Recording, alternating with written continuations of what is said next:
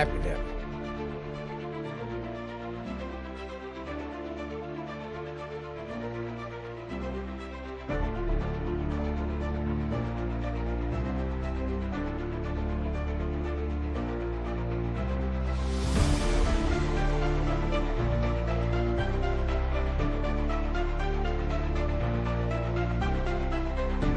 Welcome to Squatch-D TV, where the truth is first before all else. Join your hosts, veteran investigator, TV personality, and author Steve Kulls, and from the Kentucky Bigfoot Research Project and the Kentucky Fried Fixes channel, Chris Bennett. Sit back and prepare to take yourself on a journey with the longest-running Bigfoot podcast, Squatch-D TV. Here are your hosts, Steve and Chris.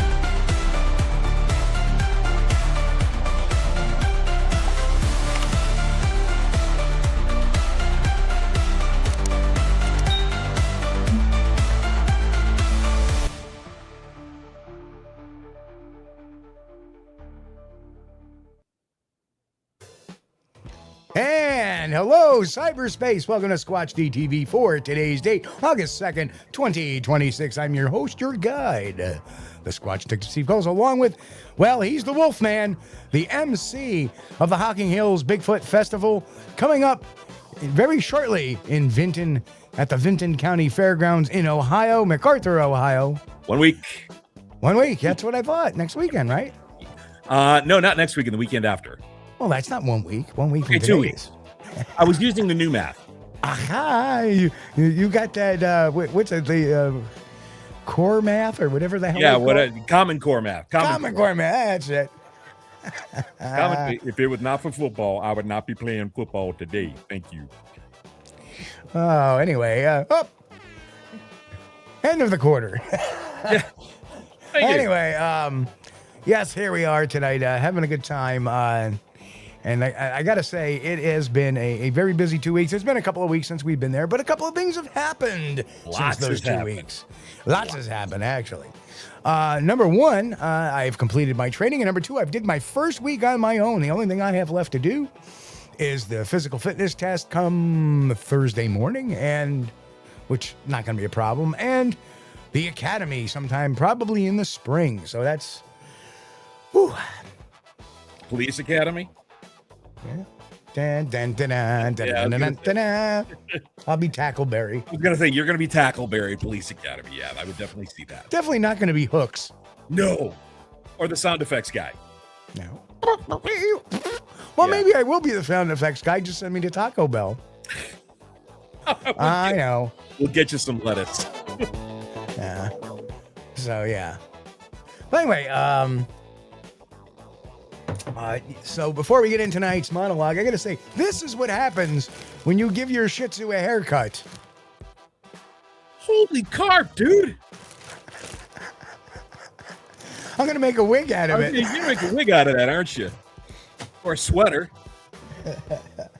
Holy cow, man! Yeah, you got to. Actually, a lot of that's some of it's grown back already because that was about 3 weeks ago. I did that. You know, he needed his summer cut. It was starting to get warm. Yeah. And he's very good about sitting there for a while. And then, okay, it's time to flip sides. Then he gets a little antsy. Yep. Then he's like, nah, I'm good. I'm done with this. I'm done. But then, then you have to kind of force him. And so sometimes it takes a couple of days to shave him down. So he looks really weird for a day. Yeah, here he is. He's got this. He looks like he's got a reverse mohawk on his back. Oh, dude. Get pictures of that. Get pictures of that. That would be incredible. Hey. That would be awesome. But yeah, doing well. Hey, and guess what? If we're up to it, we're going to do a show next Saturday night at 9 p.m. because I have to work Sundays. That's right. And here's the bad news is for the next... I don't have another Sunday off for the next 6 weeks. I'll be working 3 to 11 on Sundays because my days off slide backwards. So this is the end of my weekend. Next week I'm off Friday, Saturday. So Gotcha. Friday I will be appearing on the Charlie Raymond from Kentucky Bigfoot Research Organization. I'll be on his podcast Friday night. And then Saturday we're going to roll into ours and do our own thing. And so, I had this monologue kind of prepared for tonight. But I'm going to modify it a little bit because things have been ever so changing today. Dude, like every 30 seconds, it's like every 30 seconds something news happens. I've been, and you got the 411 today. We talked for about a half hour today or so. Oh yeah. And about all the new stuff coming down the pipe, and a lot of big news we're going to have for the first of the year. Yeah, if you guys don't know what's going on, Steve is working on something right now that is going to make the Kennedy assassination look basically like nothing. So, well, I don't know about that, but dude, I'm thinking it might, because I've already got some stuff that nobody has, which is right. kind of cool. It's like, oh, this is interesting. But the other thing too is, we also got the Project Forest Stalker thing, and we got one more shot. And hopefully, I'll be able to take that in October, and get some feedback on that, and then we'll move forward and see where the project. So next year is going to be a pivotal year. Got a lot of things happening for next year. Yeah, and we shall, we will see what goes on. Yeah, if you guys have been following Steve, next year is going to be a mammoth year for him. So stay tuned, because damn, that's all I'm going to say. Damn. And probably another season of The Proof Is Out There. Yeah. If they get renewed. I think they might.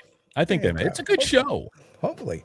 It's a good show. I mean, it gets a little weird at sometimes, but so I was talking to my good friend, the Bigfoot Florida guy today, and that's why he said "mum's the word." Oh, okay. I was kind of like, because what I'm doing now is not like a top secret like Project Forest Stalker, but it's a lot of, it's fun. It's been fun.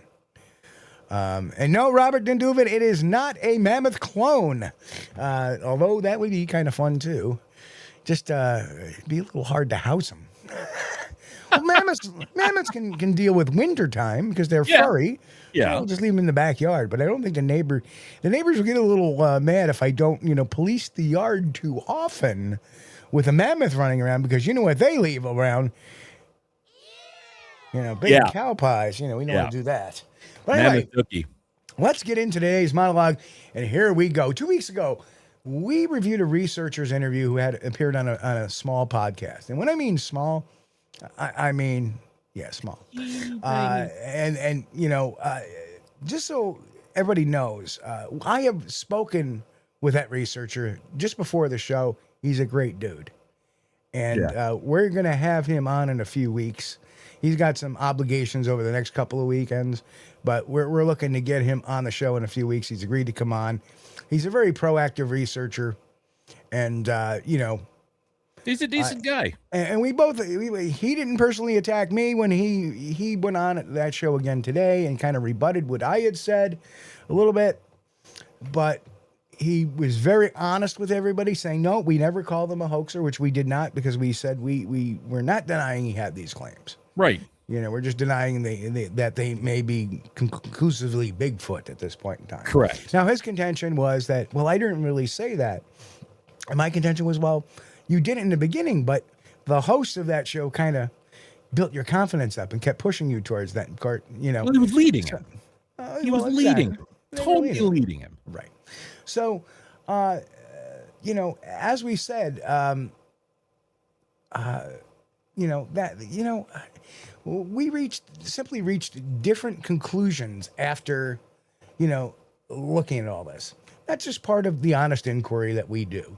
Mm-hmm. We call it like we see it. But when I heard his reaction to the show, I reached out through channels and asked for an opportunity to speak with him live on the very podcast that those claims were originally made. I'll go into the lion's den and take any heat, right? But that was not so politely declined. That you're being very kind on the way that you said that. Right. You're being very kind, because but it's amazing that their podcast said, infighting. And what I find interesting is the people that labeled that show infighting characterize thoughtful analysis as infighting, while at the same time declining an invitation for direct discussion. Well, right? Again, But instead, the podcaster decided to air a lone rebuttal instead of a discussion, which would have been fruitful. Right. And put an end to any of the angst, right? Right. So if the goal is truly to move Bigfoot research forward, then conversation should never be something we avoid. No, it should always be had. Right. Always be. And again, and we'll say Jared's credit, even in his rebuttal, he remained respectful throughout the process, and so will we. Yeah, right? absolutely. And to the Podcasters owners' credit, and I will give them some credit, they didn't harp on it their entire show. They covered it very similarly the way we initiated. It was just part of a segment. Right. And again, there have been no name calling, no personal attacks, even between us and the other podcasting team. Even though apparently they don't like me. I'm sorry. That was the only button I pushed. No, it works perfectly. It works perfectly. I don't know. I don't know what the hell I'm doing. Anyway, but very simply, we simply evaluate claims. Even today, I said even today the invitation remains open, but I had a conversation with Jared. Great guy. Yeah, I like him. I like some of the stuff he was saying afterwards about moving research forward. Appreciate that. That's a good thing. So, again, he's got my number. I got his number. I said, you need anything, you holler at me. Right. That's what I'm here for. Right. Yeah. Yeah. And like I said, if there are points that he has that'll change my mind, all for it. If there are areas where and again, if I can help him strengthen his, I'll gladly help him as well. That's how us investigators improve, right? It's sharing tribal knowledge. Right. And when you share that tribal knowledge, that's how none of us becomes a better researcher by surrounding ourselves with only people who agree with us. Correct. Mel will catch him. Anyway. Wow, why'd you bring up Tiger King like that? Oh, jeez. Brings a whole new meaning to Baskin Robbins. Yeah, right. I want to open the Carol Baskin Robbins. All alligators hunt. Oh right. This is what truly concerns me, is not researchers questioning one another, right? It's the constant stream of podcasts, videos, and social media, and the content, presenting unverified stories, unsupported conclusions, and increasingly unscientific theories as though they were fact. Yeah. And you know what? To Jared's credit, he's like, yeah, that whole wild man story, my bad. Good for him. Because you know what? We do that. And you know what? If we made a mistake on and maybe misinterpreting one of the things or a couple of things he said, then so be it. Where we're wrong. Okay, good. We stand corrected. Right? But if one thing that it does is by having this discourse, it brings a couple of researchers together. Yeah. And that's another important thing. And again, that's sharing that tribal knowledge. The narratives about all what I talked about, the whole social media stuff and these unverified stories and stuff, those narratives do far more damage to the credibility of this subject than respectful peer criticism and debate ever could. Right?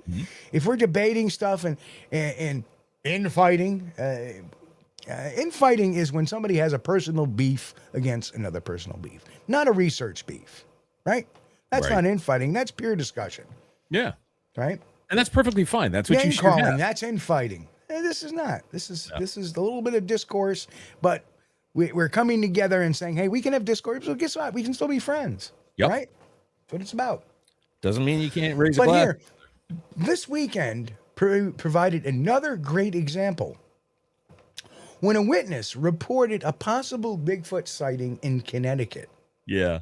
And rather than treating the report professionally, 2 of the 3 local television news stations chose to make the story a punchline of a joke. Did you watch those? Did you watch those? We're going to hear them tonight. Those were. Can you imagine being those poor people that reported that, and then all of a sudden you've got these respectable news people, right? Saying, basically you pulling you like a punchline of a joke. Right. That's and they mocked the subject instead of reporting it responsibly. Correct. More importantly, they showed little concern for the individual who came forward. Right. Right? Now they made him the butt of a joke. Yeah. Right? Whether the witness was correct or mistaken, it still took courage to publicly report an unusual experience. Yeah. That kind of ridicule discourages honest people and honest witnesses from coming forward, and ultimately it hurts legitimate research. And that is why I spend time analyzing reports, podcasts, and claims. And sometimes we just so happen to use humor because it keeps people engaged, but the purpose is never to seriously ridicule. The purpose, again, is for education at the same time, to be somewhat entertaining. Right. It just watch. It's like this one right here. Look at that comment. That's the exact thing right there. Right. Exactly, Jennifer. Agreed 1,001%. And we're going to hear two. Now, see, I said two of the three because the third one you're going to hear tonight is actually very respectful and treated the topic as it should. Yeah. Right? Well, and remember, every time we talk about something, if you happen to be on the butt end of it, it can be a teachable moment. If I'm at the butt end of it, it's a teachable moment. Sometimes we learn how evidence supports a conclusion. Mm-hmm. Sometimes we learn how reasoning exceeds the available evidence. Correct. And sometimes we discover where our own assumptions lead us astray. Yes. I have publicly acknowledged when my own conclusions were wrong, and I will continue to do so wherever and whenever the evidence requires it. And that that's is my willingness to correct myself, and that's not a weakness. Right. It's being part of an investigator. And if we truly want to move the ball forward in Bigfoot research, then we have to be willing to sit down with people we disagree with, ask difficult questions, defend our conclusions with evidence, and be willing to change our minds when the facts demand it. Yeah. Yeah. And that is not infighting. That's how good science, good investigation, and good research have always worked. Correct. And that ends my diatribe for the night. Correct. Now that you've gotten that all out, what about this one? Uh-oh. Hang on. I got to get ready for this one. Go ahead, Brian. Steve, did you see the News Nation with David P. about Snake's Squatch body? Yeah. Mm-hmm. What the insert radio edit. Okay, so here's the thing. We talked a little bit about that last week. Yeah. You know what? If you're following this podcast, you knew about this BS, this bullshit. Before, anybody in the Lamestream media knew, and you knew it a year ago because the state fair is happening again next week as well. Right. So for folks that did not know, just look it up on the channel. We did a whole thing. It'll have a state fair in the title when Bigfoot comes to the state fair or something like that. The members only, I did a food review, which wasn't very good. But I thought it was going to be too. That's the sad thing about it. Yeah. So people who follow this channel, people who watch this show, they know. We've talked about this here. This is old. Snake, and here, poster boy. And you know what my thing was? Yeah, no shit. And I want to throw a shout out to at Bigfoot Society to Jeremiah. Everybody give him some love. He's going through some bullshit medical stuff. And brother, you have our prayers. We love you, man. You take it easy, and we want to see you back in the saddle real soon, brother. Amen. So, amen. That's funny to hear. I didn't know that, but you know what? I got to clip that. And Shorty Hens, how are you? Better late than never. Anyway, no, I'm beefing on people coming in late. I'm like, wow, teachers like taking attendance today. Here's the funny thing. Remember? Do you remember the last year's Hocking Hill story from me doing my lecture? I do indeed. So I'm doing the lecture, and it was, it's a new venue, and that door was a pain in the ass. That side door. Dude. Right? Dude, oh So my here God. that door would open up, and the sun is on that side of the building. So when the door opens up, it's like this big. It's like It's the an alien friggin- landing. Yeah, brrr, all the light beams into the dark room. And no, you're fine. I'm just teasing, Shirley, but you reminded me of a good story. So I'm there, and this woman comes in, right? And she's not being quiet at all. No. Right? Yeah, bam, the door just slams, and I'm trying to do my presentation. And I'm like, hey, how are you? Welcome. And she's like, oh, hi. Where are you from? She's like, oh, I'm from Cleveland. I go, well, I'm from New York, and I got here on time.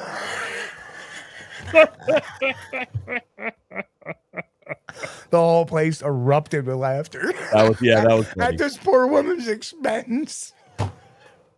I didn't. It's just in fun. No, that made the rounds pretty fast. That made the rounds pretty fast. That was good. That was good. Because it was like the door opened and I stopped. I was like, I look and I just make this like funny face, and I go, "Oh, where are you from?" Cleveland. I'm from New York. It's just boom. Yeah. That went around. That went around the whole fair pretty damn fast. There's Jen. Steve making friends. Yeah. By the way, it was a fun thing. Anyway, so do you want to hear? Well, do you want to hear this? Yes. These audios. Yeah. The people need to hear these. I have all three together. Okay. And the first two are going to be really irritating. And the second one is going to be a little more unbiased. Yeah. So here we go. Bigfoot sighting near the Pachock State Forest in Connecticut. Okay. So, we got to take a little road trip here. Okay. It was deemed credible by a research organization Really? dedicated to documenting sightings. The eyewitness account was so descriptive, the researchers gave it their highest level of credibility. Oh, we're starting the research organization. Imagine Right. most residents are a little skeptical. One says it was probably a guy running around in a costume. Another comment. Oh, he's running around in a costume. Yeah, like the idiot in Michigan did back in 2017 to get run over by two My cars. God. Yeah. Another commenting, it's amazing what your mind can do when you're tired and dehydrated. God. Well, not untrue. So the biggest contention people have with Bigfoot is they've never found, bones, Okay. Well, they've never found bones. or anything like that, right? And there are a series of movies that I was drawn to on Tubi, of all places. Of course. Of course. Sunset Bigfoot's Like gonna be they one of wouldn't be on the History Channel now, would they? No. Anyway, Documentaries Yeah. about how some guy believes that they're not of this planet. and you see, goes back to my point about people putting bullshit out about unverified things Truth. as Yeah. fact. Yeah. Ooh. Connected to alien activity. That's an interesting tidbit. Oh, that's a theory I like. I mean, at some point, if you can prove this stuff in a court of law, Right. with all these eyewitness accounts, you got to pay attention to it. But like what you said, though, a good point. Not finding any bones or anything like Never that. have. I mean, anything that's been on land, heck, we find dinosaur bones that are Exactly. millions of years old. Exactly. Wait a minute. They're millions of years old. Yeah. That's number one. Number two, where do we find most of the dinosaur bones? Deep underground. We find them usually in Wyoming, Yep. North Dakota, Definitely North Montana, Dakota. Yeah. and the La Brea tar pits. Yep. And the La Brea tar pits actually doesn't have dinosaur bones. They have the bones of animals from the next period because they got trapped. Yeah, they're more in the Mesozoic tar. era. Right, Yeah, they're right. more The of the Mesozoic, Mesozoic correct. era. Right. The dinosaurs, these idiots, these so-called intelligent journalists, Reporters. reporters, honest reporters, unbiased reporters, don't realize that, we find bones all the time, right? And they're millions of years old, and they're never 100% complete, almost every Right. single time. Well, here's You the know, other thing on that, Steve. right? Here's the other thing on that. And okay? you have to be digging, right? You dig to find bones, don't you? Oh, Right. well, where's the people digging for the Bigfoot bones in the middle of the forest? No, there's not. Right. And how often do you find dead bodies of a bear? Or a deer, and we should be tripping over deer bones. But the way these guys are talking, there should be deer bones ever. We should be tripping over them on every New York path State and every alone has over 15 million deer. Right. So we should be tripping over deer bones everywhere. Right. Especially deer, raccoon, rat, mouse, any of these little things, or rabbits, especially rabbits, because we know how fast they reproduce. But I mean, so they're thinking that we should be tripping over these bones because the wood should be dripping in them. But again, they have no clue about the actual science behind bone degeneration and what animals eat the bones in the woods. The woods clean themselves far better than these people can report news, and much faster. Exactly. All right, let's continue on. Bigfoot sighting that's been reported near a Connecticut forest. Why are we telling you this morning? Because it's actually been deemed a credible sighting by a research organization. by a research organization. You know, I gotta look credible, so when this comes up, I gotta go. I gotta do I have to do the mandatory fake laugh. Right. Dedicated to documenting those sightings. The eyewitness account was apparently so descriptive that researchers gave it their highest level of credibility. As you can imagine, though, a lot of residents are still skeptical. You know, it's probably a guy running around with a costume on. Who knows? Who knows? They had to ask, you know, they of course had to ask the guy, you know, the neighbor whose family tree only has one branch. And goes straight up. Yeah, the guy running in a costume. Yeah, get your ass shot is what'll happen. Yeah, there's no branches. The thing goes straight up. Yeah, That's right. And you know, his family tree, probably 2 dogs are using it. pretty much. Another neighbor says living near that forest can play tricks on your mind and make you think things are there that aren't really there. Do they grow mushrooms in that forest? I'm not sure. Oh, are there mushrooms in that forest? Yeah, that's really respect to the witness, you asshole. Pardon my French. I'm not sure what's going on there. Bigfoot field researchers have tallied 22 reports of sightings in Connecticut. You guys buying into this? I don't know. Do you believe in the Bigfoot? In the Bigfoot. Pacific Northwest. It's something to talk about. I'm Let's not really laugh sure. when they I say don't think Bigfoot. so. Oh, you're gonna be The Bigfoot, like he walks like this. What was that movie from the 90s about No, but your Bigfoot? husband does. Yeah, that's the way you walked after a night with me. Wow. And they bring him home. We love that movie at that. Sorry, I just had to go there. It makes me so angry. Yes, I have a sore bum over these things. We love that movie at the house. Harry and the Hendersons. There you go. Oh, you were in Oregon for a long time. Do Yes. you believe in Oh, I Bigfoot? live next door to him. Oh, okay. Nice neighbor. Really nice guy. I will never forget our tech guy, Greg Moss. He You know something? I'm sorry, I got really spicy there for a minute, but I just... biggest fears, and everyone's like, you know, public speaking and heights and death, and he's like Bigfoot, and we laughed like he was joking, and no, he was dead serious. Serious. The huge fear of Bigfoot. Yeah, that shut them up. A fear of something that may not actually exist and you've never seen before. Yeah, Sasquatch. Interesting. Sasquatch. Interesting. Interesting. You know what? You know, that's the kind of guy that, you know, the kid... We used to, you know, when we all went to the beach as a high school, we would tie that guy to the pier for high tide. Yeah. Right, this one you got to And hear. did you notice how he Bigfoot- said fear of something that you've never seen before? Yeah. Well, that means he's not religious at all. Just to let you know. That's right. Yep. in rural Connecticut on July 5th is Now this one is the most decent one of the bunch. is now deemed credible by a research organization. Someone said that they saw him, but neighbors say they're not so sure. The sighting happened on the morning of July 5th near the state's largest forest. The Bigfoot Field Researchers Organization is dedicated to documenting credible encounters with the creature. So they say the eyewitness account was so descriptive, the researchers gave it their highest level of credibility. Resident Richard Fedor has lived in Fultontown, Connecticut for 30 years. Every once in a while, if it's really quiet and still, you'll hear like a branch pop in the distance.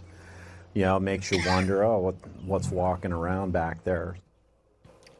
And he said the woods where Bigfoot was spotted has 26,000 acres and is a mix of thick, dense trees. It has several water sources as well. And he says if Bigfoot is in Connecticut, this just might be the most likely location.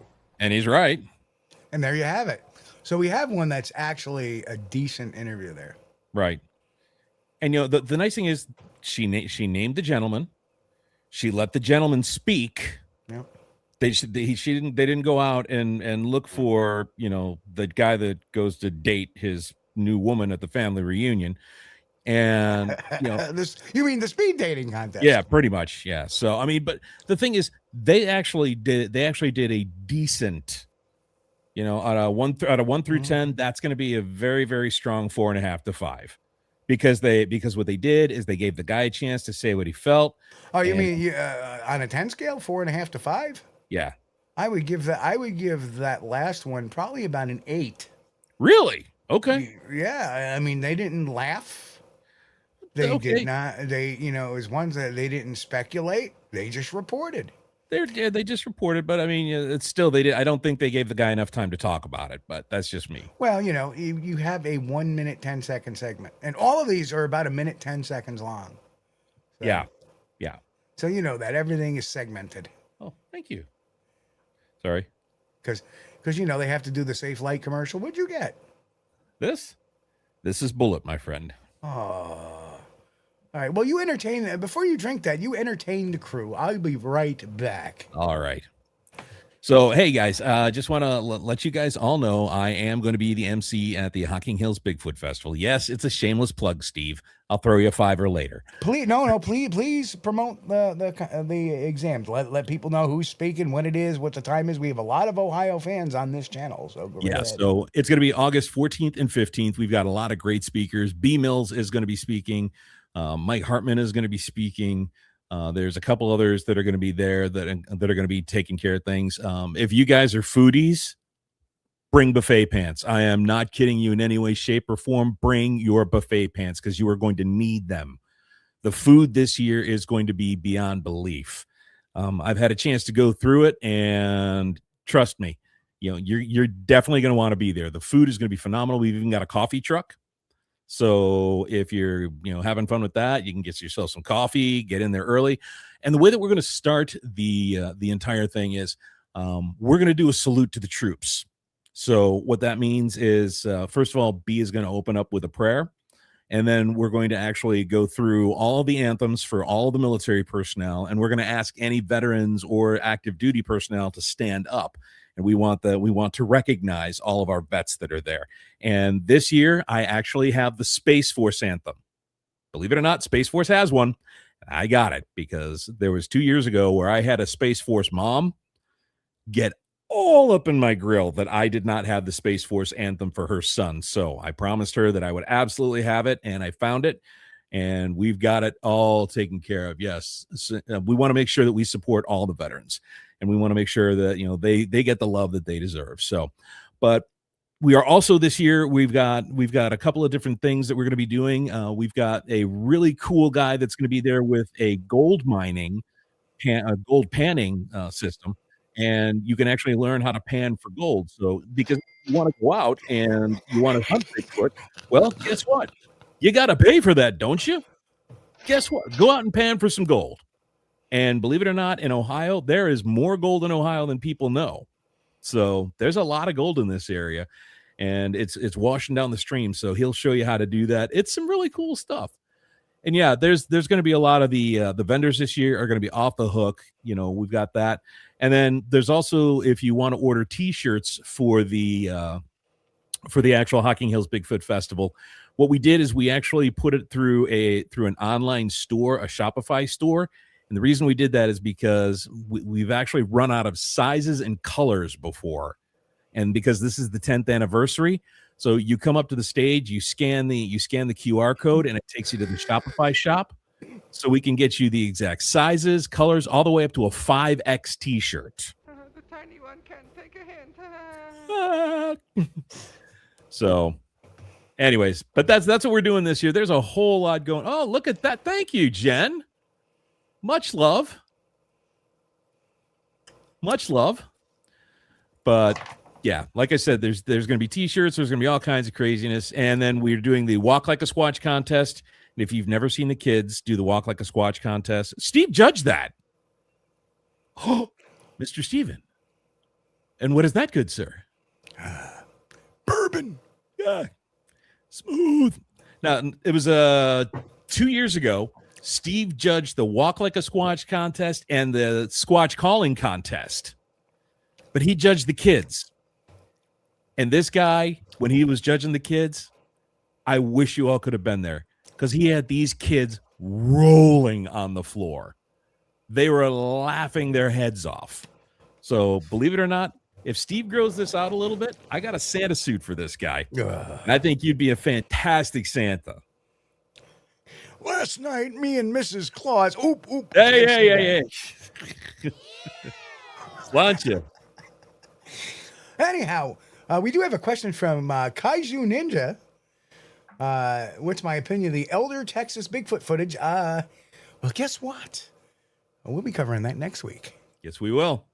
Because this week, I got my nose into a project yesterday. Just a little bit. And it's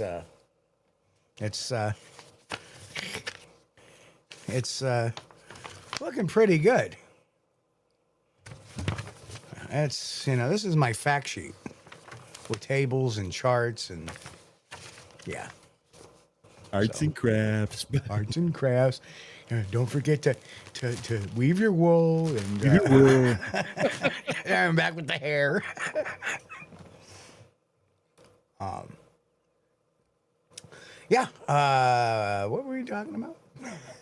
Sorry, we were talking about the Hocking Hills Bigfoot Festival and going through all that, but we do actually support a lot of mom and pop shops that are going to be there. Plus, I don't know if I could just throw this out there as kind of a closing fact. There's a camp called Camp Odiokawa,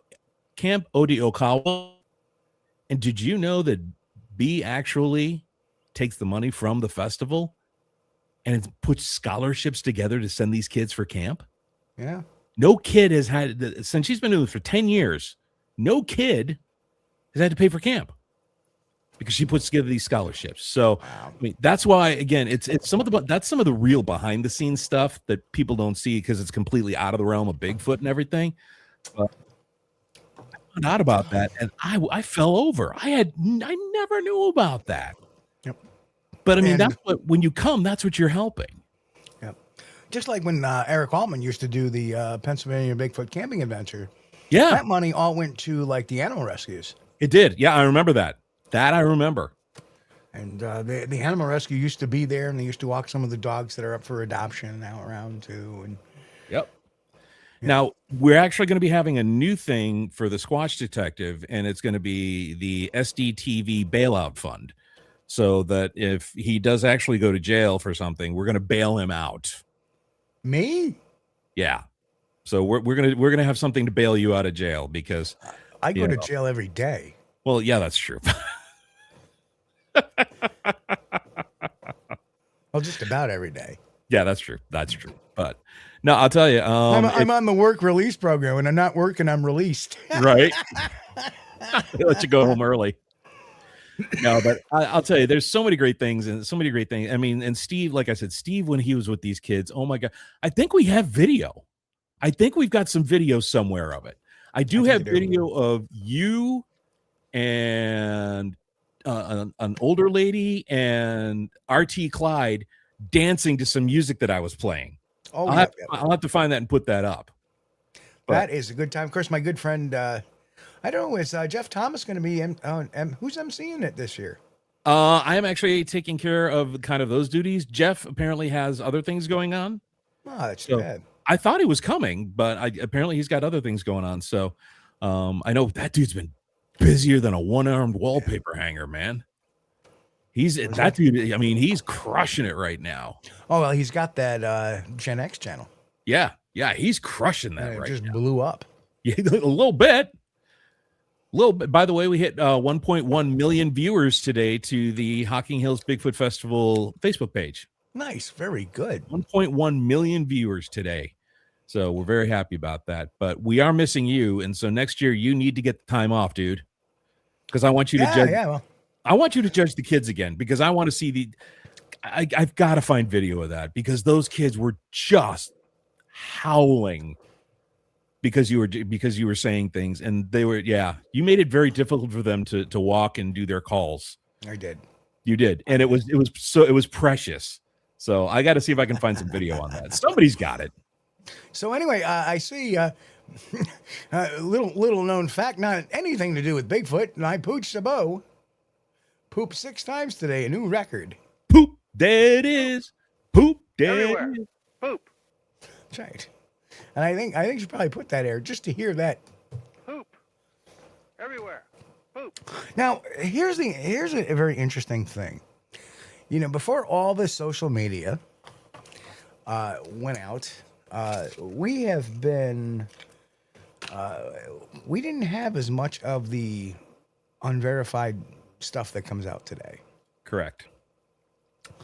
And some of these social media, I don't want to call them influencers because they're not really influencers. They may they may attract the fringe, right?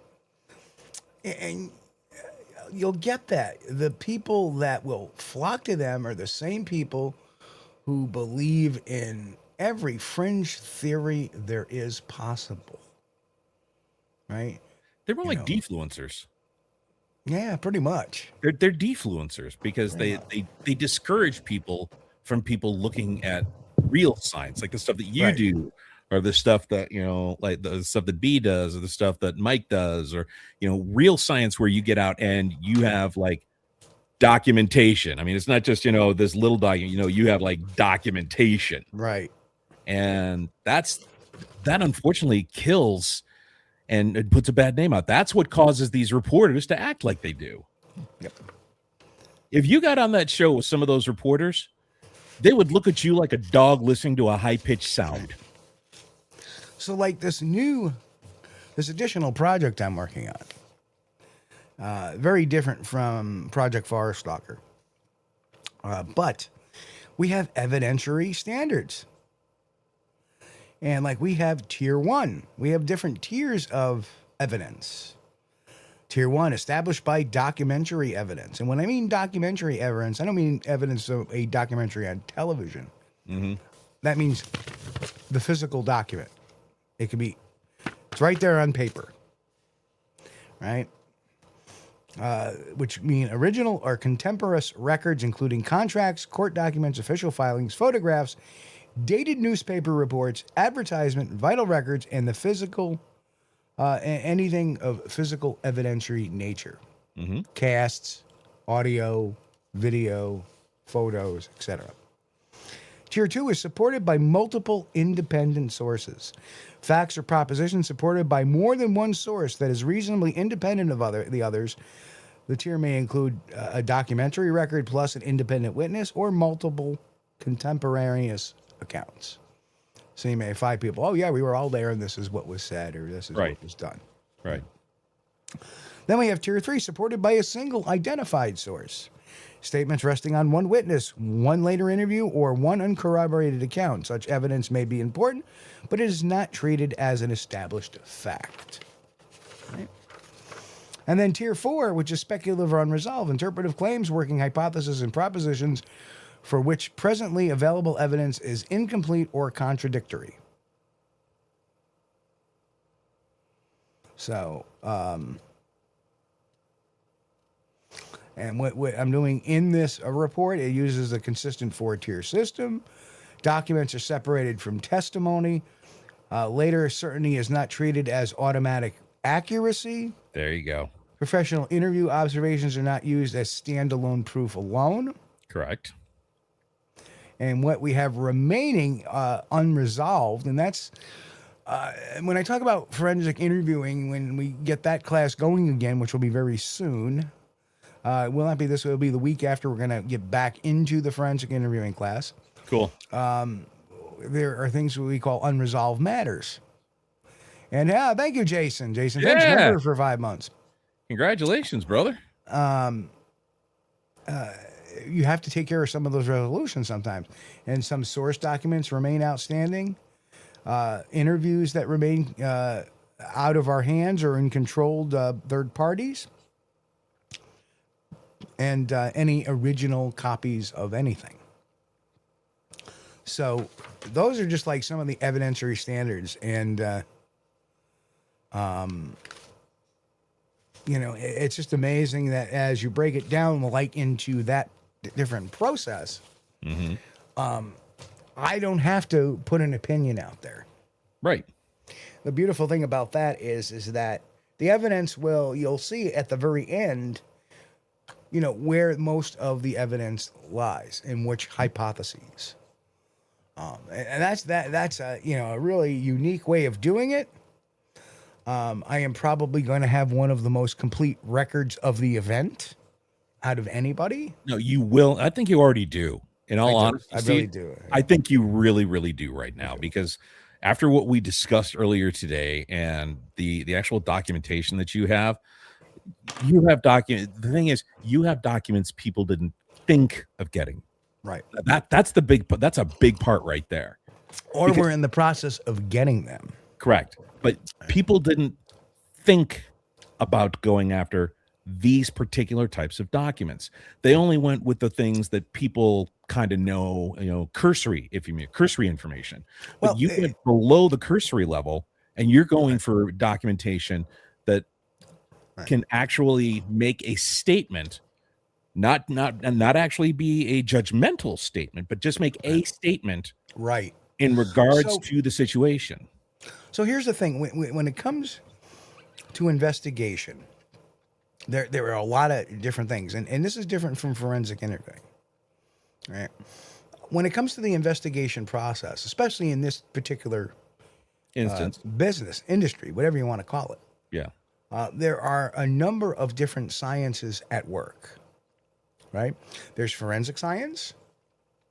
There is psychology, because you need somebody to review what was said, how it was said, body language interpretation, neurolinguistics, all that fun stuff. That's where I kind of fit into the whole deal a little bit, as well as some of the forensic stuff. There is anthropological evidence to consider, ecological, biological, zoological, among just a few. And then you have some other specialty areas depending on what type of case this may be. Right? And never before has all of that been put under one roof. But all the information is out there separately. Right. It just takes a long time. And then what you do is then I add my own investigatory expertise and principles to it. And now we are in the process and have gotten some documents that you've never seen before. We're in the process of getting documents that have never been seen before. Or thought of, including perhaps correspondence. Yeah. So there is a lot going on. Yeah. And it's going to take the next 2 to 3 months to get that, analyze it, and add it in to this timeline of events, which is constantly been growing. Yeah. Like exponentially. When I started this, we had about maybe 6 points on the timeline. Now we have over 24. So it is just... And what that does is it's going to set the bar for documented evidence in this case, where you can see it all in one place. And that is something that has never been done before under one roof. Right. Again, most of what everyone else has done has been they've pulled together a lot of cursory evidence, and that's good. That's good. Well, right. They're doing what they can with what they know. They're not going above and beyond, but they're just doing what they can with what they know, and that's okay. Correct. That's okay. The thing is that usually these things look at one particular subject, or maybe two. Yeah. But never the thing as a whole. So you're doing more of a holistic. Right. Well, not a holistic, but a whole lot of. All right. Well, yeah, we'll do that. We'll say that. We'll say that. But again, and that's one of the cool things about it, because what you're doing is you're going to present all the evidence, and then you'll go ahead and you'll say, hey, you guys make your choice. Here's the hypotheses, and these where they stand on the evidentiary tiers. There's actually a process that examines this stuff by a formula, puts them by tier into the formula, and it becomes basically a working process. Not anything that can be disputed. These are the facts and the facts only. Right. Here's what's been done. Here's what's said. Here's what's not been done. Here's this. Here's that. Here's this. Here's this side. Here's that side. Here's this side. Here's that side. And here's where it falls in the evidentiary tiers. Right. And that's what makes this going to be a very unique and something that has never been attempted before. Yeah. I'd say insightful. It's very insightful. And by the way, hi, Susie Monster. Thank you for joining us. We appreciate that. We love the Susie Monster. Yes. But it's very insightful. And again, it's not something that's steering you towards an endpoint. Right. It leaves everything completely open at the end for you to make your own personal interpretation of the facts that are brought before you. And that's what I love about it, because so many people say, you know, when they try and end it, they put their own feelings into it. You're kind of going at it from almost a volcanistic point of view. You're not putting your feelings into it. You're just presenting the facts. Here they are. Right. And you make of them what you will. Then it's only optional for me to put where I stand on the whole thing. Well, no, it's only correct for you to put where you are, because you have that right. You assembled it. You have that right. But you are not telling other people that this is what they are to believe, which a number of people do. A number of people say, now, this is my opinion. This is what I think based off of the information that I have, and you must think this way. Right. And no, I present it completely different. That this is the evidence how it presents itself. You can believe whatever you want. You're the judge. I personally believe it may be this way for these particular reasons. But I don't even know if I'm going to go there yet. I don't have to go there. That's the beautiful thing. I can stay silent on it if I want to be. I don't think you can. Well, I don't think I can either, to tell you the truth. But don't get me wrong, love you, but I don't think you can. Yeah. But again, what you're doing is, and the nice thing is, you're opening this up for a new generation of researchers. That's what I like. Right. Because, you know, a lot of people. Okay, so I am just to be completely transparent with everybody, and not that you can see through me, otherwise that'd be kind of gross. But I am only 6 years into my research journey, if you will. Okay, so I'm only 6 years into it, and I dove headfirst in, and my brain is still melting from the majority of the information that I'm trying to absorb. But what I like about what Steve is doing with this current project is he's giving prevailing information from a number of different very credible sources that allows me to go and look at it and form my own opinions. You know, he's not saying this is what you believe, you know, and that's what I like about it. And this will open the door for a lot of newer people to come in and look at it as well from a super fresh perspective. And I think that's one thing in the field that I do believe we need. We need more fresh perspectives. Right. And this opens the door for people to get a fresh perspective. And mind you, everything that is going to be in this project is being independently reviewed. Right. Yeah. So all I do is just feed it, and it comes back with the answer. Yeah. So I'm not even in this decision process. And unless I see something egregiously wrong, and then I may point out something to say, well, what about this? Oh, yeah. Yeah. So, by the way, Misanthropic, the opinion is to not have an opinion, and that is his opinion, because if his opinion was giving an opinion, then he wouldn't have an opinion about giving an opinion. But that's my opinion. Sounds pretty friggin' opinionated to me. Yeah, well, you never know. I did that all in one breath, by the way. Drink a few more of those, you'll be able to sing the entire national anthem in one breath.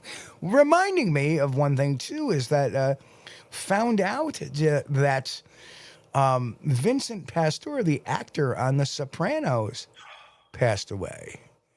He was aged 80. They found him DOA in his apartment, apparently. You know, one of the things about when you talk about these guys from Sopranos, you know, it's just, you know, he's just like family members, you know what I mean? Forget about it. Yeah. By the way, Misanthropic, if you go to wolfrockradio.com, that's wolfrockradio.com, that is my online radio station. So thank you. Yes, and even this mic makes me sound like a DJ. No, that makes sense. Dude, I told you I will have you on my station if you want to be. We do need to do a show together. We do. We should do a show on here, an actual radio show on here where people can log in and we can do Bigfoot and Rock or something. We could do that. Dude, that I would be all about that. I would be absolutely 100% all about that. I would even share my database with you so that you could have the same music. Oh, yeah. As long as we don't do the electric slide. No. No. Actually, the worst thing in the world is the Macarena. No, we could do the wobble. Wobble, baby, wobble, baby, wobble, baby, wobble. That's fine. I don't mind the wobble. You don't like the wobble? I don't mind the wobble. I hate the Macarena. Yeah, can you Soldier Boy, though? I don't care. Oh, jeez. No. But I guess I'm not into that new rip stuff right now. But oh, copyright. Sorry about that, Jen. I'm too busy. Well, no, but I mean, if we could do a show on here, rock and Squatch, that would be hysterical, man. I think we'd have a lot of fun. Or Squatch and Rock. Squatch and Rock. Squatch Rock. It's kind of like Yacht Rock, but squatchy. That's it. A little hairy. A little hairy. Oh, thank you so much, Jason. We appreciate that. So, yeah, you know, that's what moves the ball forward is if you are consistent with your research, consistent in your processes, develop a process. And I've always done that. Yeah. I mean, a few things, and you know, when in you know, the 2010, I had this, you know, at that time, Squatchdetective.com was 4 years old. And it was time to start developing, you know, a veteran type of attitude rather than, okay, we're just feeling our way. Now we started to actually dig. Right. And the process over the last 20 years just keeps getting refined and refined and refined. And especially in the last couple of years, the process is really starting to get fine-tuned. Yeah. And we are able to handle numbers of different pieces of evidence. We're able now to handle video and audio and pictures and even historical context cases. And, you know, in I'm trying to think what year, 2017, 2016, that's when I did my first old historical case called Bigfoot Cold Case. Yeah. And that was on the book The Creature, allegedly written by this person by the name of Jan Clement. And I don't know if you've ever heard this story. No. But Jan Clement apparently was a science teacher in Pennsylvania. Who had written this book called The Creature about his couple of summers with a Bigfoot creature, you know, habituating his property. And in it, there are very accurate descriptions of this particular area of Pennsylvania. Now, what makes that really unique, it was in the same neighborhood as the Pennsylvania Bigfoot camping adventure. So I knew some of the local people there. Yeah. And finally, the late Dave Drageson, beautiful man. And I was so sad to find out his wife passed after a couple of years after he did. Just a sweetheart of a guy. He too was a radio DJ, and was an artist afterwards, and did a lot of sketch art. Yeah. For Bigfoot witnesses. Yeah. And he had put me in contact with a entomologist, you know, a guy who studies bugs and whatnot. Yeah. Who is local to that particular area.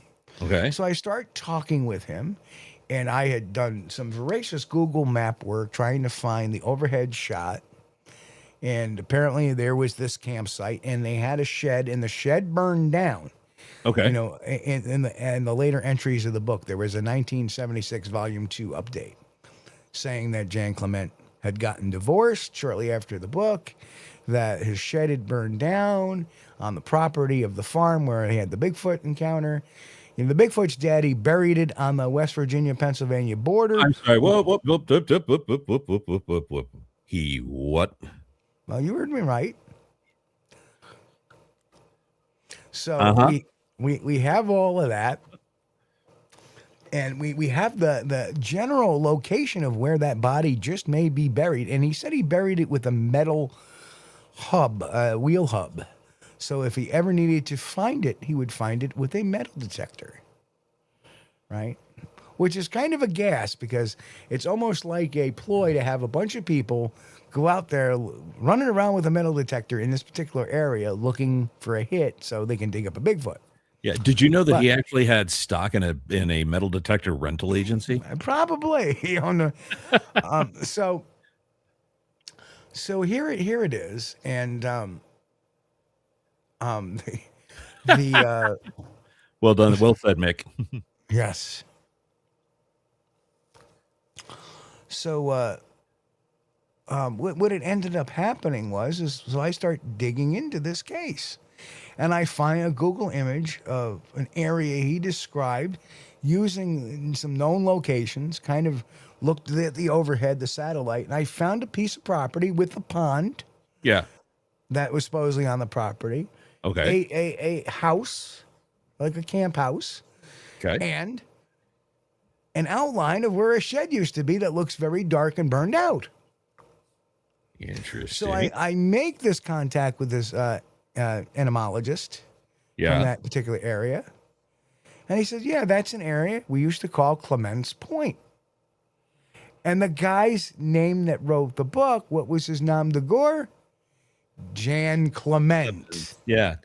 And that was called Clements Point. So now we have the actual location of where this happened. Yeah, yeah.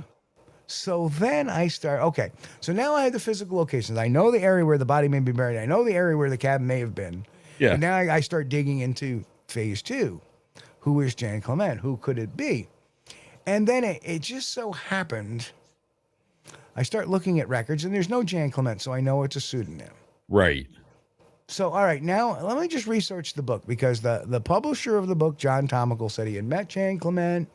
He had known Jan Clement because he was an earth science teacher too as well. Yeah. And that he met Jan Clement, and Jan Clement wanted to tell him a story, so he did, and he wrote the book, and yada, yada, yada. I go to Library of Congress, and I find the creature in the Library of Congress. No way. Yeah, and it is written by Jan Clement, a pseudonym of John Tomical. That was the publisher. Holy crap. So there's the big thing. Then I start looking and doing a full dive on the publisher. Yeah. And Clement says that, he buried the creature. I forget what he called him. He buried the creature in his old army poncho using his old army shovel he had gotten in the Korean War. Well, guess what? John Tomical, too, was in the army in the Korean War. He was? Okay. All right. Okay, so there's yet another thing. They were both in the Korean War. They were both in the army. They were both earth science teachers. And coincidentally, they both got divorced at the same time, too. Interesting. Right? So now I look at property records of John Tomical. He never owned any property other than a home nearby a man-made lake. Yeah. Later got divorced and moved to another property far from there in Uniontown. And that's where he lived, and that's where he ended up dying. So the case solved. The book was axed.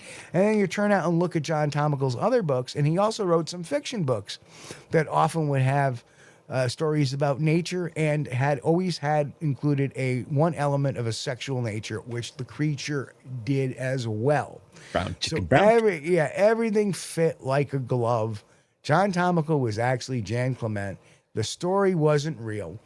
And this was first published in 1976, I believe. When Debbie was doing Dallas. Right. So here it is, a 45 plus year mystery that basically I put to rest doing that. That's funny. That's as soon as you started going down this line, I was like, when you said he buried it, I'm like, there's a sexual connotation to this book. I guarantee it.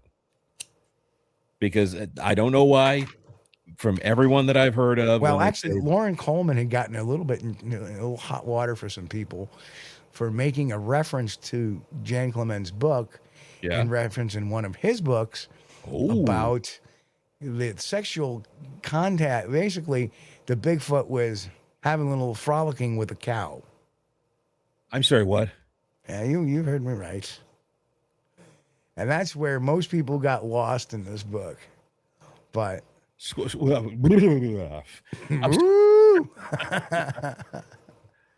little center line bovine. Anyway,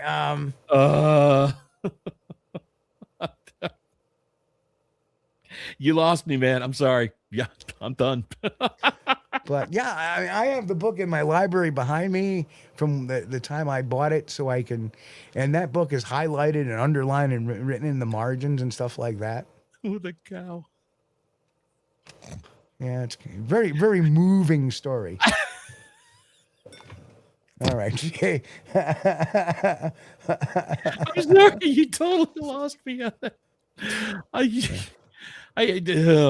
There's a visual in my head I can't get out. Yeah, I really wasn't moved by it. Oh my gosh, dude! No, I don't even know where to go with that. Oh my gosh! Wow. Yeah. Actually, I think the whole story is a bunch of bull. Yeah. That. Anyway, that's what I'm wondering. I mean, he's like, oh well, yeah, let's go with this one. So, sorry. Oh, yeah. Well, exactly. I just did, Mick. Basically, I've alluded to it in a very mundane way. Anyway, Oh yeah, he was braiding them all right. Yeah, kind of like. So here's another thing that since we're talking about hair braiding, there we go. Westhoff put the toilet up. Yep, that's right. Yep. Garbage straight. Thank you, Mr. Westhoff. But let's think about that too. Is that reminds me of the whole braiding, the braiding thing. I wonder if that's where Ketchum got the idea that Bigfoot was braiding her horse's hair. Yeah. But we know that this has been going on. It's been going on over in England. They used to call them fairy knots or devil's knots or witches' knots. The witches used to actually ride the horses, and that's where the knots would act like their stirrups. And it's very common. It's very common. It happens to horses naturally. They bump into one another or they rub against something, and the hair starts to. Oh, they're rubbing against something, all right. They get natural dreadlocks. Yeah. Which, believe it or not, Shih Tzus will too if you don't watch their hair very closely. Yes. Oh, yeah. No, I know Shih Tzus will. I have a friend of mine that's got a Shih Tzu, and he cuts that thing all the damn time. And then I got another one that's got a, what is it? Oh my gosh, a sheepdog. But here is a veterinarian says that it was Bigfoot that braids the horse's hairs. Right? A veterinarian who should know better. Well, right. It's only if they can make the appointment. It's only if they can make the appointment. Because, I mean, let's face it, Bigfoot is in demand. Bigfoot hair day. Yeah. BFHD. But anyway, I think we're good for tonight. We're going to cut out early. I think so. I think we've done well. We had a good show. We got a lot of information packed in. We did, and I got to tell you guys, wait till next year, because if you think that Squatch-D TV has achieved a certain level, guys, next year it's going to be unfreaking believable what is going to be released. There is so much coming down the pike. He had to install bigger pipes. Hey, there's Tate Hieronymus. Good. What's up, yo? Hey, what's up, brother? From the Bluff Creek Project, Tate Hieronymus. So, there's a lot of great videos over there on his YouTube channel. I'll have to check that out then. By the way, if anybody knows anything about drones, I'm in the market now. So, why do you fly around houses? Not yet, but I'm. Whoa. Yeah. Well, hey, what can I say? Normally, my other vehicle's a sleigh. But yeah, I mean, for people that love Squatch-D TV, if you love it now, you are absolutely going to be obsessed in the next year. Steve was kind enough to share with me a lot of what's coming down the pike, and you guys are absolutely going to be obsessed with what's coming down the pike. We talked for about 45 minutes today, and I'm driving along, and he's telling me this stuff, and like I'm got a little pad next to me, and I'm like taking down notes actually. But it is absolutely unbelievable what's coming up next year. So get ready. And Bigfoot, Florida guy, if you know drones, hit me up here and let me know.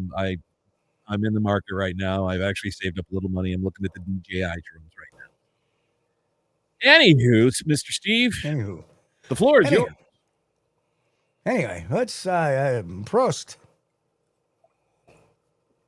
Slanjava.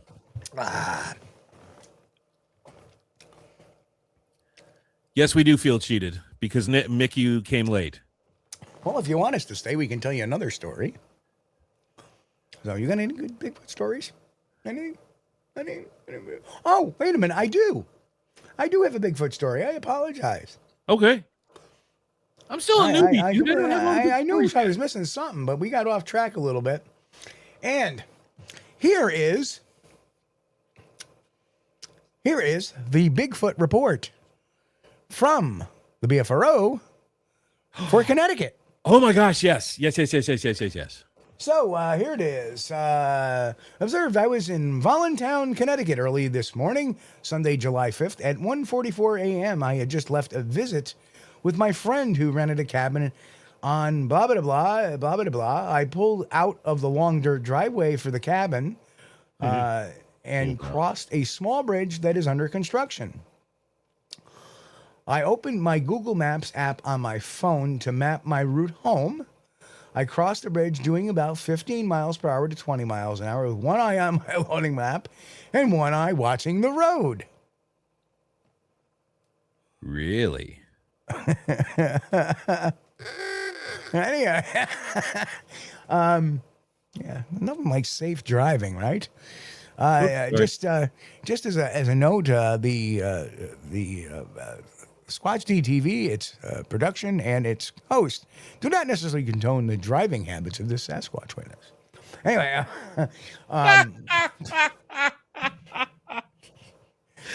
well played, sir. Well played.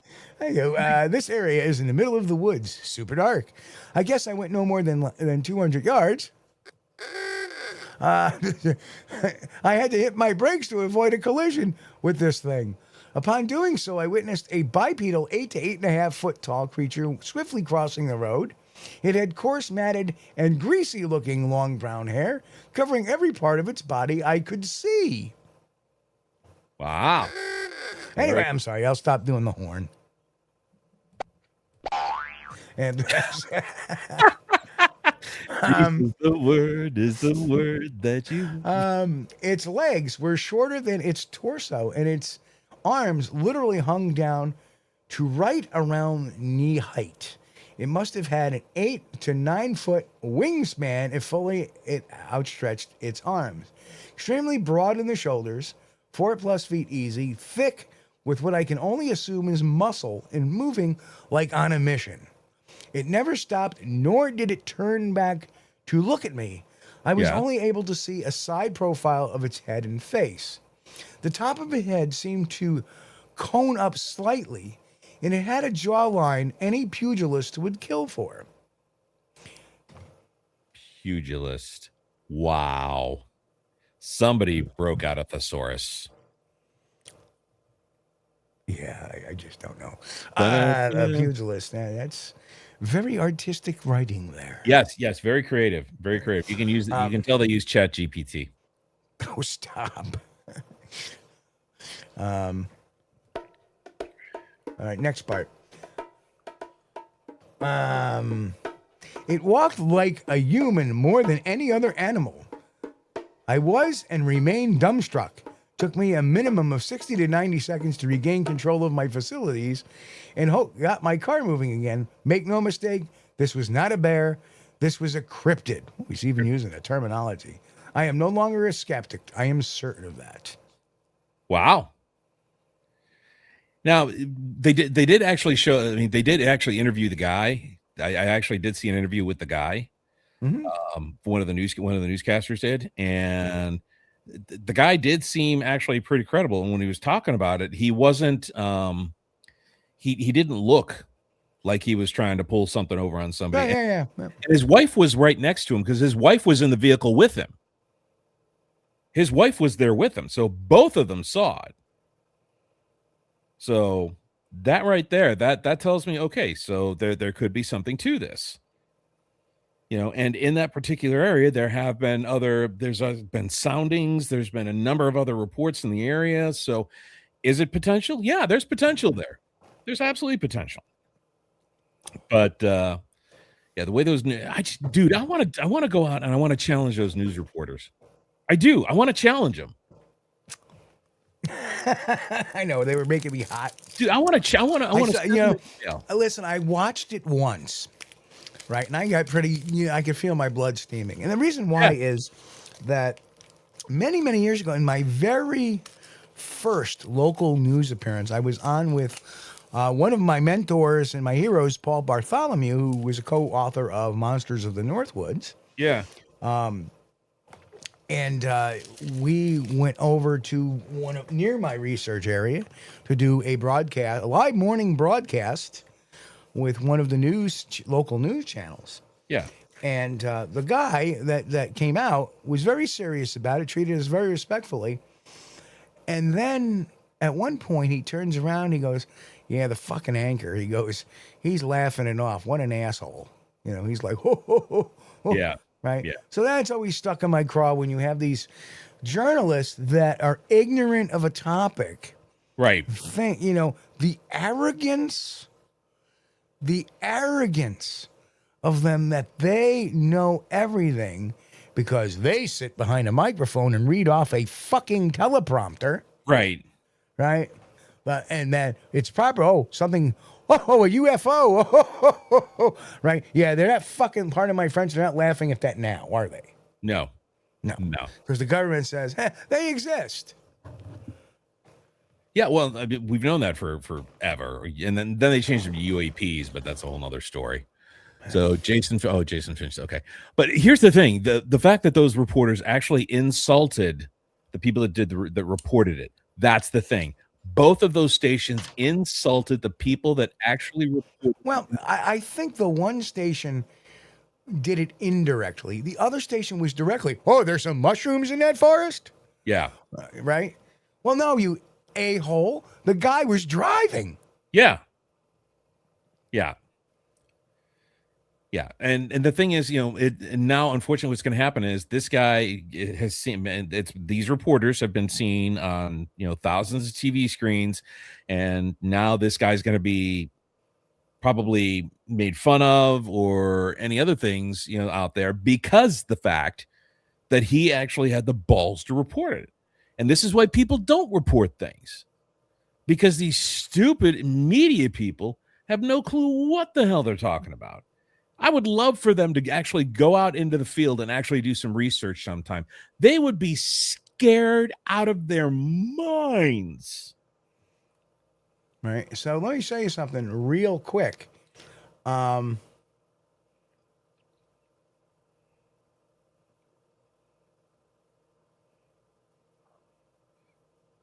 This is in the public stage, so I'm not really worried about it. Okay. But there is the area we're talking about. Right. Right. Now tell me, why is that so hard to believe a Sasquatch is there? That area, by the way, is a pond. Yeah. I can't make this bigger because I just screen caps it. Right. Right. But it's true. That's a perfect area for a Squatch. Right. Right. So, and look around it. There's no towns. Nope. There's nothing. Right. Exactly. There's nothing. So that kind of gets me a little agitated. That you would have somebody like the staff being so ignorant that they never really read the report, did they? No, not at all. No. And they, they chose instead to mock it, like the guy was walking in the forest, and it just shows you it's ignorance all around. Yeah. So what was the goal of that? To fill up some time. Yeah, well, we're going to be coming in now as a broadcaster myself. I know that we are going to be coming into the sweeps here shortly. So what they're doing is they're trying to preface and fill time right now, and that's just a time filler. That's all it is. It's just a time filler. And unfortunately, if you take a look in the area, there's 3 Sasquatch festivals that are going to be going on here very shortly in that particular area. And so what they're doing is they're trying to capitalize on the fact that there's those festivals going on and that these people are going to be there. So, but on another note, did I tell you that I'm actually leading a mission? Really? I am. Good for you. Thank you. Hidden Valley Campgrounds here in Ravenna. There are some campers that have been out, and they have a couple of very large dogs. And the dogs used to go running through the woods like a bat out of hell, and the dogs will not go near the woods now, but they will bark at them. They've heard some very interesting sounds coming out of the woods, and there was another young man who was a camper at the campgrounds who was fishing at a catch and release pond. There you go. So it's smallmouth bass at the catch and release pond, and he said that he was there fishing for about an hour, and all of a sudden he heard something stomping through the woods, and he felt like he was in danger. He's a 17-year-old young man, pretty good build. But he didn't. But we got to stand to our standards. He didn't see anything. He heard a noise. Could it be something else? Possibly. Well, and that's the thing, because in the area we have had black bear. Right.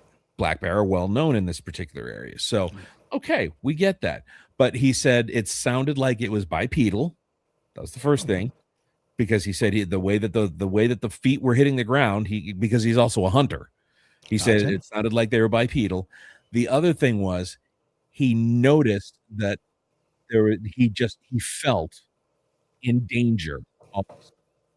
And this guy hunts on a regular basis with his dad and his uncle.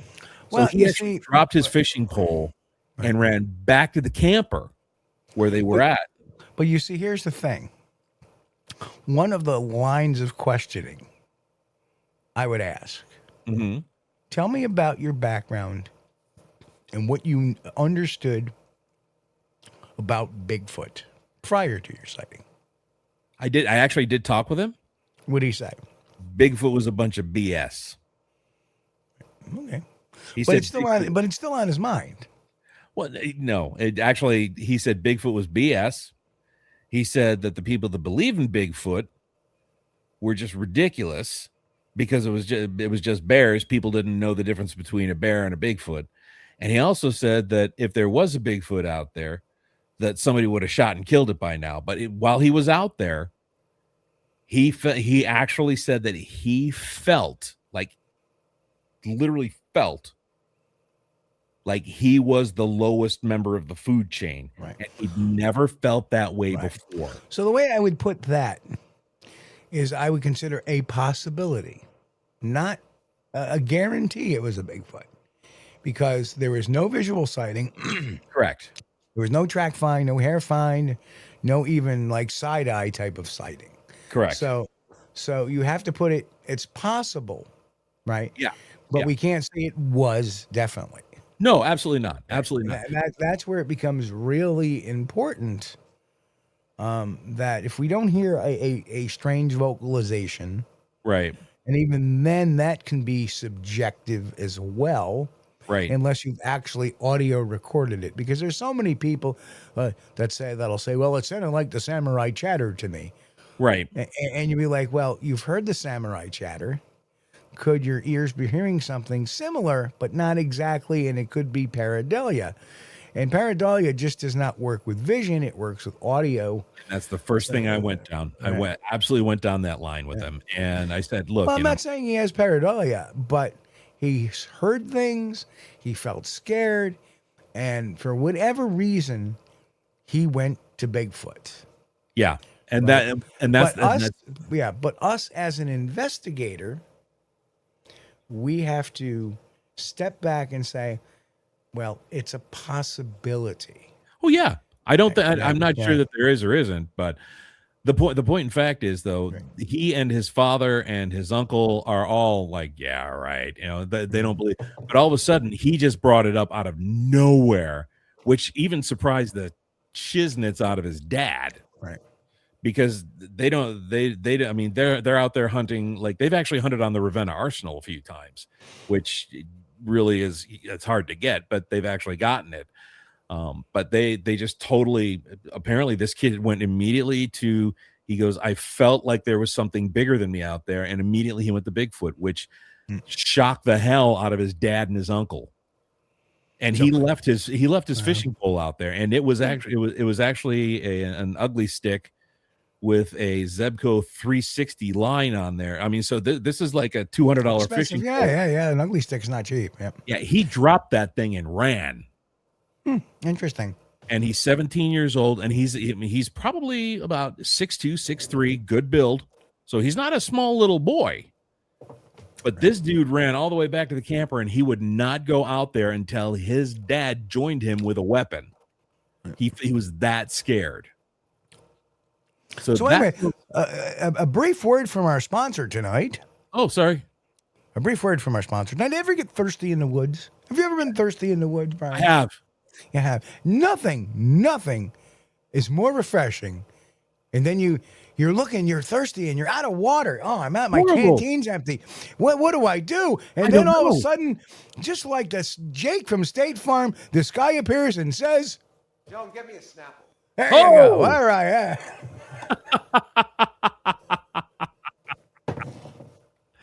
So, but yeah, we're going out there. Actually, it's going to be September 2nd is when we're going out there, and we have to do it on a Thursday because the Friday night, there is a bunch of campers that are going to be out there that are, college kids, and they just make a whole bunch of ruckus. So we're going out there at midnight on Thursday is when we're going to start the investigation, and we're going to go till 4 a.m. And I said, one of the things we're not going to do, we're not going to do a whole lot of whooping and all that other craziness. We're actually going out there to actually look and listen to what's in the area. And the other thing is, it's right on a power cut. So one of the things I would suggest is don't be afraid to talk in a normal voice. No. Don't be afraid to laugh. Yeah. Because that will pique their curiosity. Yeah. And that's one of the things that's what I was actually going to talk to you a little bit later on about this stuff. But when you act sneaky around it, just like every other animal of the forest, especially with the primate, they're like, this jerk is up to something. I'm getting out of here. Right. We're not going to whisper or anything. And we've got 2 teams of 3, and we all have you can whisper, but also maintain a, like it'll be, oh yeah, ha ha ha. Hey, there's something over here on the left. Right. Oh, yeah, all right, yeah. It's moving over to the right. That's the kind of conversation you want to be having. Right. Because the only way really taught this a long time ago by Autumn Williams, of all people, a longtime veteran researcher who retired for some, stays into her own little bubble over at Oregon Research. But her and I used to have a lot of conversations back about 15 years ago or so. Yeah. And I remember her telling me that, her philosophy was you gotta, the only way to really get them is to make them believe they're in control. Right. So by doing what you're doing, you're giving the appearance that, you're very unaware of what's going on. That's why you're talking like this occasionally, just so there's, some movement over here on the left. And wow, so you keep doing that kind of behavior and, it's fine attuning your equipment to where you want it to go. That's why you keep your equipment on you. You keep some static stuff like recorders and maybe a night vision scope that can record. I keep that on the road behind us. Yeah. Just in case something doubles back, it may catch whatever it is. And you just let nature take its course. Well, both of my encounters, one time we were whooping it up and being very loud and raucous, and I decided to break off. And that raucousness, actually distracted the Bigfoot from hearing me just Right. quietly moving out to my car, and Right. it didn't really see me till probably when I hit the car, and it was watching me. And that's Yeah. why when I put the light up there it was looking at me, because and whatever. The same thing with my little one, that we were all asleep, and I just unzipped my tent, and of course, by the time I get out, it's taken off. Right. And that's what they like doing. They see this activity, and they, there was something left behind the vehicle that night. We saw this, and that's what makes those type of observations pertinent. Because if something was just left behind the Jeep without any context, it would be, oh, that's a good possibility. But who knows, right? Well- But when you have a sighting and then that happens, now you have a little context which could very well possibly be the activity. It makes kind of sense. Right. So it definitely knew we were there, and as we all went quiet and went to sleep, it got closer and closer to see what's going on, because like I say, they have a nature. That's why there's so many people that camp that see them on the forest edge. They see glowing eyes. Agreed. And they're watching, and or at nighttime they come into the camp a little bit because there's no noise. And no, there wasn't scat behind the Jeep. It was actually not, when I said a log, I meant a legit birch log, Mick. Well, here's the thing. We're going to be breaking into two teams, and I bought a thermal scanner. Ooh. And I bought a night vision goggle set. So you're broke. That would be the understatement of the millennium.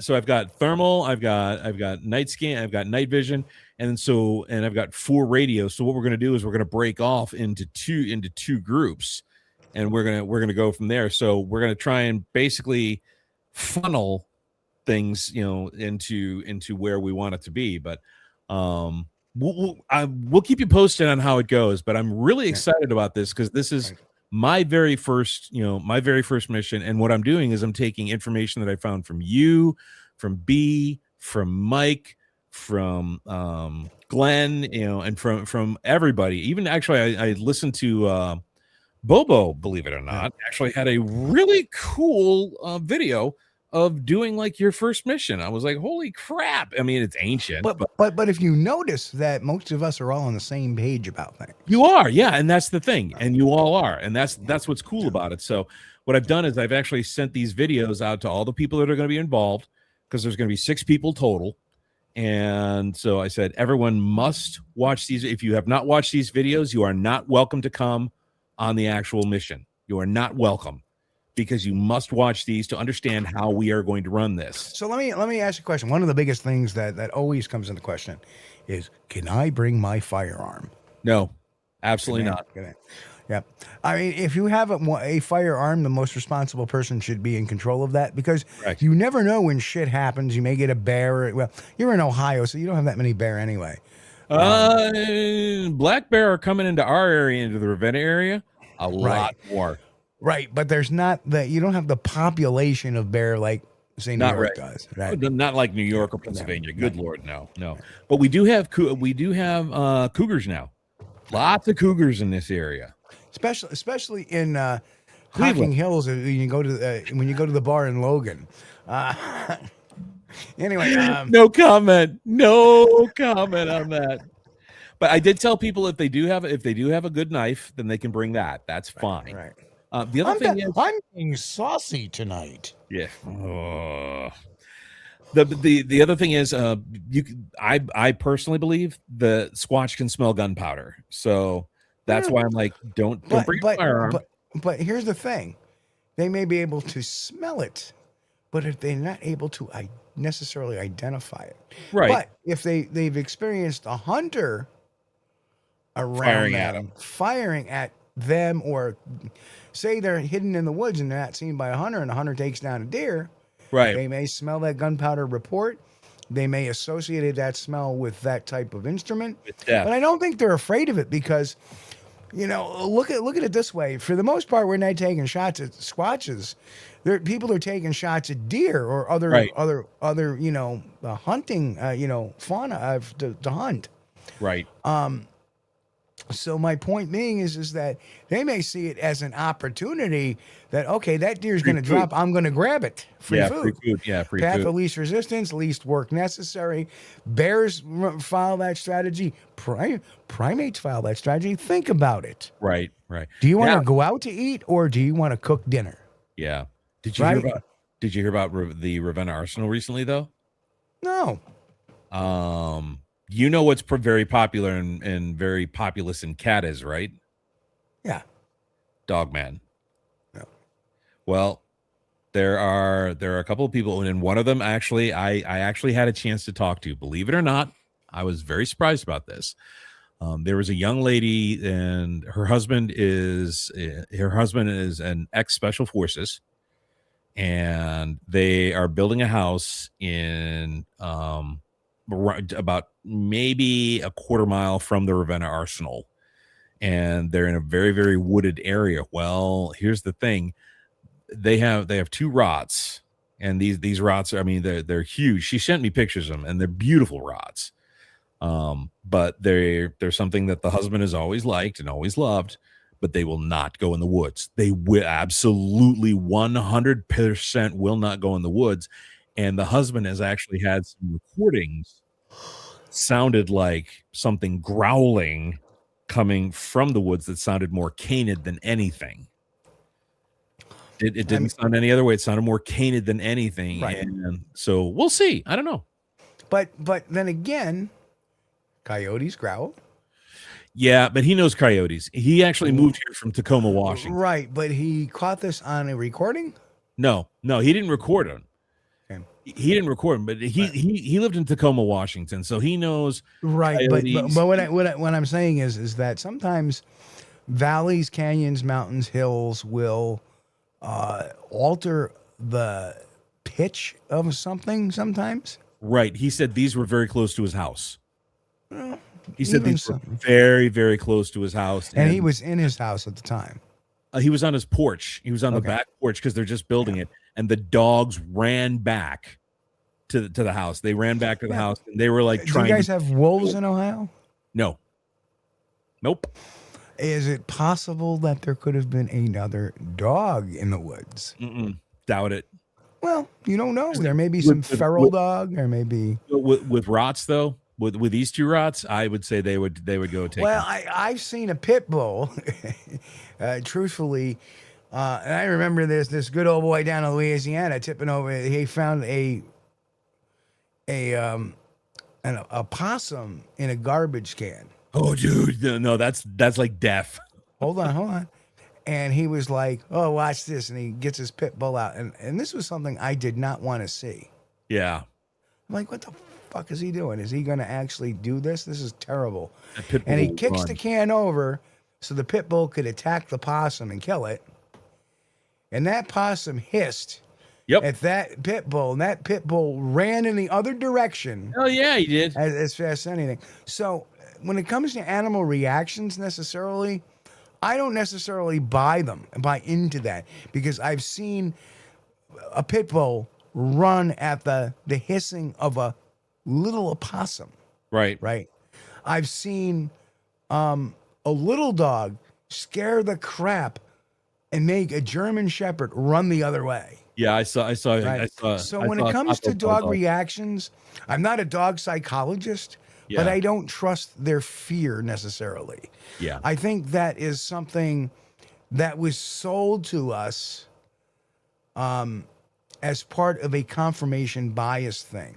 Well, and it started, I think, with the Fouke monster and the Legend of Boggy Creek when all the dogs went running the other way. So now everybody since then that has grown up on that and has been teaching that forward. Oh, well, watch out! Your dogs may get an adverse reaction, right? Yeah. But there's also sections in the Legend of Boggy Creek, which gets forgotten because it's not so shocking, of the dogs running towards a Bigfoot and then turning around and then turning right. So I don't necessarily buy a reaction of a dog as being any necessary indicator, other than there's something in that woods the dog doesn't like. Right. It could be a possum, could be a raccoon. I remember my Shih Tzu, right? all of a sudden one day jumped backwards 3 feet because he got surprised because he decided he was going to sniff this rock and it turned out to be a frog. Right? So, like the cat with the cucumber, right? Yeah.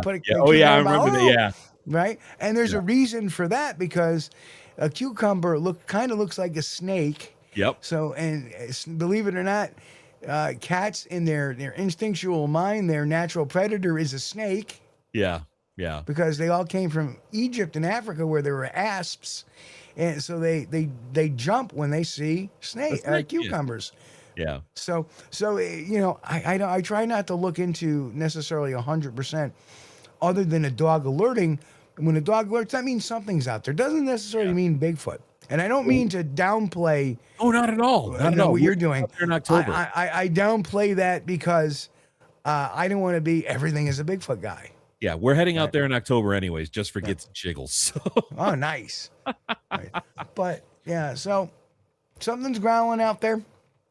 Could be anything. There's a lot of things that growl in the woods. And you said, how long has he been living in Ohio? He's been in Ohio now about 4 years, and so he actually hunts Ohio. He actually takes people out on hunts. So that's when he retired from the army. What he does now, he takes people out on professional hunts. But the jump, because he hears something, what he perceives as canine growling, he automatically defers to Dogman. Well, no, his dogs were the ones that jumped. And he had been reading about cat as Dogman, and that's why he was just like, I don't know. So it's not that he says it again. That's confirmation bias right there. Correct. In a nutshell. He reads something. Oh, so that must have been Dogman. Right. So God forbid that what he read was just total bullshit too. Right. But who knows? Maybe if we go out there in October and we find something out, or if you read about me in the obits, you ever think it could be a Bigfoot too? Oh, I definitely think it could be a Bigfoot. I definitely do. What it can't be is a bear. No. Do you understand why? Because bear typically don't hang around that area. I know for a fact. Bears cannot growl. I didn't know that. Bears cannot growl. I didn't know that. When they get mad, they smack their lips. You hear them? Yeah, I've heard that before, right. but they can't growl. They can moan, but they can't. They can't do that. Really interesting. Yeah, they don't have the vocal capabilities for that. Interesting. And believe it or not, a bear is related to what other animal? Ooh, I know they're Canis urnus. So nope, they're not. Ursa Major. They are, believe it or not, more related to hogs than they are dogs. Really? Yeah. Did not know that myself until a couple of years ago, that they're actually related. They're not canine at all. You know, they're Ursa americanus, Ursa horribilis, and Ursa arctis. Yeah. Right. They're Ursa, but there's no Canis urnus.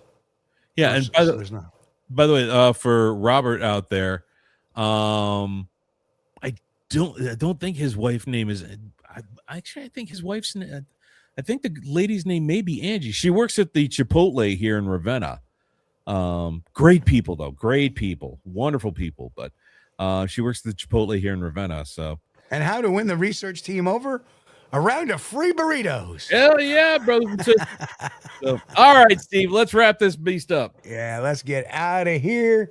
And folks, Brian, say your last words to the crowd, and I will get everything going here very shortly. All right, ladies and gentlemen, we have a lot of storms out there right now across the country. So what I want you to do is I want you to check on your neighbors, especially any elderly neighbors. Make sure that you check on them and make sure that they have everything that they need. Because remember, we are each other's keeper, and let's make sure we keep them. And if you want to get in touch with me, please email me at at B as in Bravo, R as in Romeo, Wolf like the animal, T as in Tango, 3I at gmail.com. So brwolf T3I at gmail.com. Let me know what you guys you want to get in touch with me. But anyways, Steve, back to you, brother.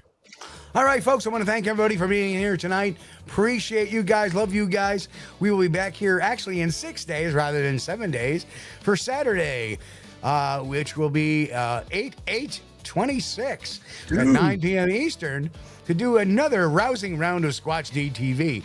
And the strange thing is, I think we're going to have like 6-day intervals between shows now since my work schedule is, and maybe we'll take an off week once in a while. But so here we are, closing out another show after a couple of weeks, but it's good to be back. It's good to be in a groove now. Back to work for me tomorrow for the next 4 days. Looking forward to it. Here comes the overtime. I got to be in at 0500 tomorrow, man, so I know what you mean. That's all right. Know what you mean. So anyway, love you guys. Thanks for being here. Appreciate it. And again, we'll catch you all here next week. Saturday night, 9 p.m. Eastern, right here on Squatch-D TV. Love you guys. Until then, stay safe, be healthy. Of course, God bless, and keep on squatching. Peace. We thank you for being here with us on Squatch-D TV. If you haven't taken the time yet, please hit that like button and subscribe to the channel. And oh yes, hit that notification bell too. We don't want you to miss anything.